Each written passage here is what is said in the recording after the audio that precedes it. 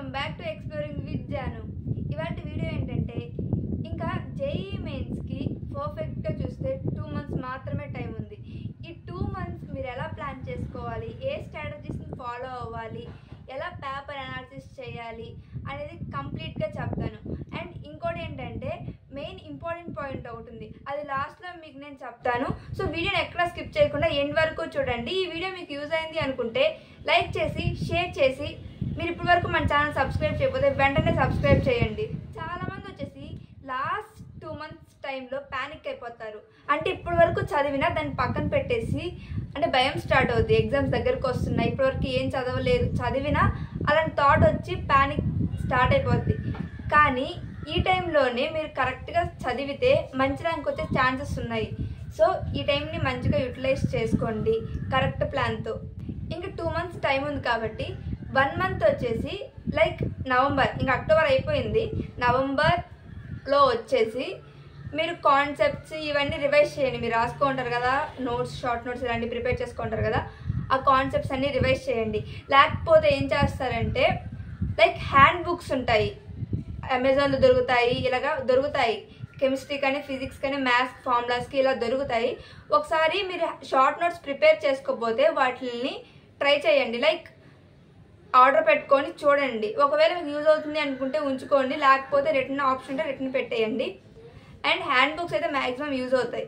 ఈ 1 monthలో మీరు ప్రిపేర్ చేసుకున్న షార్ట్ నోట్స్ కానీ లేకపోతే హ్యాండ్ బుక్ కానీ ప్రిఫర్ చేస్తే హ్యాండ్ బుక్ కొని చదవండి.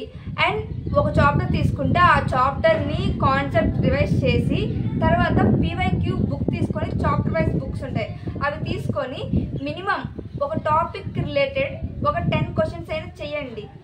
అండ్ తర్వాత నెక్స్ట్ 1 month ఉంటుంది, ఆ 1 month అలా అయిపోద్ది. తర్వాత నెక్స్ట్ 1 month వచ్చేసి ఇంకా డిపిపిస్ అండ్ అలాగే మాక్ టెస్ట్లు ఇవి ఉంటాయి కదా, వాటిని రాసి ఎర్రర్ నోట్స్ కూడా ప్రిపేర్ చేసుకోండి. మీకు ఏదైనా క్వశ్చన్ టఫ్ అనిపిస్తే ఆ క్వశ్చన్ని ఒక నోట్స్లో నోట్ చేసి పెట్టుకోండి. ఎందుకంటే మీరు ఎగ్జామ్కి వెళ్ళేటప్పుడు అలాంటి మోడల్ ఏదైనా రిపీట్ అయితే మీరు ఒకసారి ఆ ఎర్రర్ నోట్స్ని మీరు చెక్ చేసుకుంటే ఎగ్జామ్కి వెళ్ళే ముందు మీకు ఈజీ అయిపోతుంది.